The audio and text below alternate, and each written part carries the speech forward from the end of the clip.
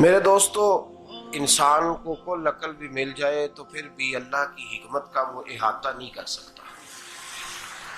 رب کریم کو زیادہ پتہ ہے کہ ہمارے لیے کون سی چیز بہتر ہے اور کون سی چیز ہمارے لیے نقصان کا باعث ہے۔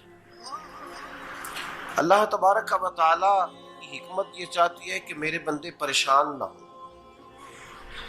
رب یہ چاہتا ہے کہ میرے بندے کسی جگہ پہ بھی دقت اور پریشانی کا شکار نہ ہو۔ تو اللہ تبارک و تعالی نے راہ اعتدال اختیار کرنے کا حکم ارشاد فرمایا کہ تم اعتدال کے رستوں پہ چلو، معتدل زندگی گزارو، افراط و تفریط سے بچو۔ آج جس معاشرے میں ہم وقت گزار رہے ہیں، اس معاشرے میں ہم اس بات کو سمجھنے سے قاصر ہیں کہ اصل ہمارا مسئلہ کیا ہے۔ ہمارا اصل جو مسئلہ ہے اس کی شناخت ہمیں کیسے ہوگی اور ہم پھر اس تک رسائی کس انداز میں حاصل کر پائیں۔ ہم ہمیشہ اپنی آمدن بڑھانے کے چکر میں رہتے ہیں، ایک کام اور شروع کر لیں، پارٹ ٹائم جاب شروع کر لیں، کوئی سائیڈ بزنس اس کا آغاز کر لیں۔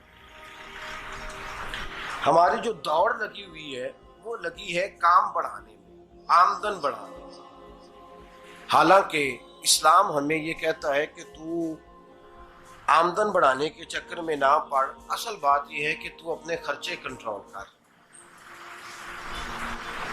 تنگ انسان وہ نہیں ہوتا جس کی آمدن تھوڑی ہوتی ہے۔ یہ توجہ کیجیے گا میری بات، یہ قیمتی بات ہے اور گفتگو ساری کا لب لباب ہے۔ تنگ بندہ وہ نہیں ہوتا جس کی آمدن تھوڑی ہوتی ہے، اصل پریشان وہ ہوتا ہے جس کے خرچے زیادہ ہوتے ہیں۔ اور ہمارا جو روزمرہ کا نقصان ہو رہا ہے نا، وہ آمدن کے معاملات میں نہیں ہو رہا۔ بنیادی نقص جو واقعہ ہو رہا ہے وہ یہ ہے کہ ہمارے اخراجات زیادہ ہیں اور وہ اخراجات کسی اور نے نہیں بڑھائے، وہ خرچے ہم نے خود بڑھا لیے ہیں اور اب ہمیں اس کا نقصان بھگتنا پڑ رہا ہے۔ اور اگر آپ صحیح معنوں میں ٹٹولیں تو جو بہت امیر لوگ ہیں وہ تو ان خرچوں سے بچ گئے۔ میں نے بہت سارے ایسے ختمات میں شرکت کی ہے، میں بہت ساری ایسی جگہوں پہ گیا ہوں کہ جہاں لوگوں نے بڑا مختصر سا ختم دلایا ہے تو ہو گیا ہے ختم۔ ختم کے معاملے میں کب کسی نے پابندی لگائی ہے کہ اس میں 200 آدمی شریک ہوگا تو تب یہ سال ثواب صحیح ہو سکے گا؟ کون کہتا ہے؟ یا شادی کے موقع پر اگر سارے بہن بھائیوں کو نہ بلایا گیا تو میری شادی پایہ تکمیل تک نہیں پہنچے گی، اس میں برکت نہیں ہوگی، یہ کس نے فتویٰ دیا ہے؟ معتدل زندگی کا اسلام حکم دیتا ہے۔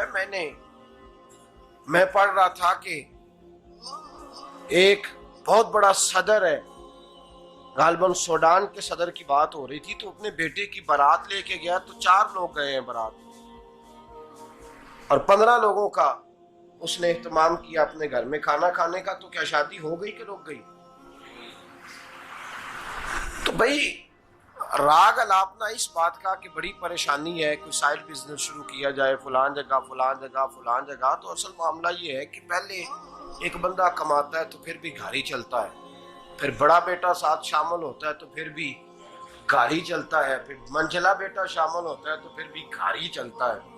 جو رونا دادا جی رویا کرتے تھے کہ بڑی مصیبت ہے، بڑی مشکل ہے، گاؤں میں رہ اکیلے ہوتے تھے اور وہ 5 بچوں کو اور 4 بچیوں کو وہ پالتے تھے، تو جو وہاں پریشانی تھی وہی آج پریشانی شہر میں آ کر پڑھ لکھ کر موٹی تنخواہ لے کر وہی پریشانی ہمیں ہے۔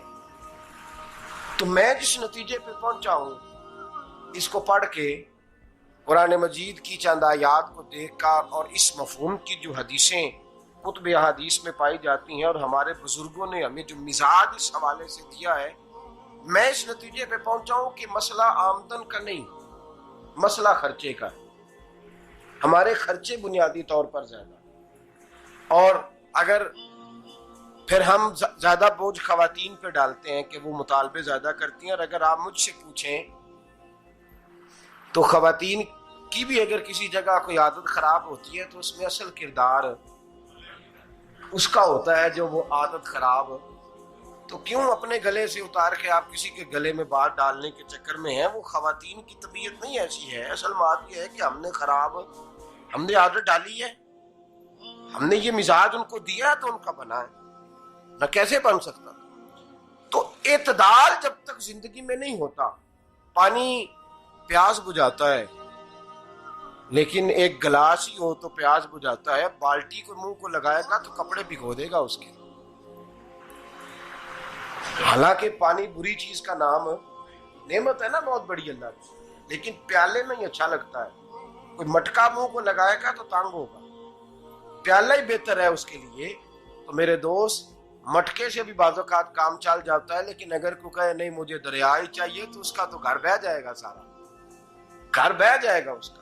ہمیں دریا قابو کرنے کا موڈ بنایا ہوا ہے تو اس سے گھر بہا کرتے ہیں، اس سے گھر بنا نہیں کرتے. گھر پیالے سے پانی پینے سے بنتا ہے. اگر تو دریا پہ قبضہ کرنے کا موڈ بنائے گا تو گھر بنے گا نہیں، گھر بہ جائے گا. آگ نہ ہو تو کھانا پک نہیں سکتا، لیکن ہلکی آنچ سے کھانا پکتا ہے. اور اگر آنچ تیز کر دی جائے تو جی قرینے قیاس بات کر رہا ہوں، میں عقل سے ماورا نہیں کر رہا. قرینے قیاس سمجھانے کے لیے مثالیں دے رہا ہوں. ہلکی آنچ پہ کھانا پک جاتا ہے اور آگ تیز ہو تو کھانا جل جاتا ہے.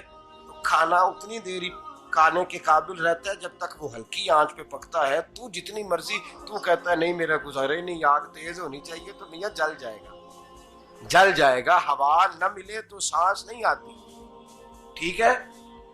آکسیجن نہ ہو تو سانس، ہوا نہ چلے تو گزارا نہیں ہوتا. لیکن اگر تیز جلے نا، اگر تیز چلے تو آندھی اور طوفان بن جائے تو چھتیں گرا دیتی ہے، جانیں لے لیتی ہے. ہم ہیں طوفان کے چکر میں، ہم ہیں دریا کے چکر میں، ہم ہیں بڑے لاؤ کے چکر میں. تو میاں ہلکی آنچ ہی اچھی ہے، یاد رکھ. اور ایک گلاس پانی کا اعتدال سے ملتا رہے تو وہی ملتا رہے، ضرورت کے وقت وہی بہتر ہے. تو پورے دریا پہ قبضہ کرنے کا پروگرام نہ بنا، تانگ ہو جائے گا. اور میرے عزیز یاد رکھ، ہوا سانس لینے کے مطابق ملے تو وہی اچھی ہے، جو سانس بند کرنے پہ آ جائے وہ ہوا اچھی. ہم نے چکر چلا لیا ہے کہ زیادہ پیسہ، راتوں رات پیسہ، لمبا پیسہ، یہ پلاٹ بھی میرا، وہ پلاٹ بھی میرا، گجرانوالا بھی، گجرات بھی، لالا موسیٰ کھاری اور پنڈی تک جہاں میں جاؤں میرے نام کی تختیاں لگی ہوئی ہونی چاہیے. اسلام منع کرتا. فوجدت أني خاسر فتلك مضى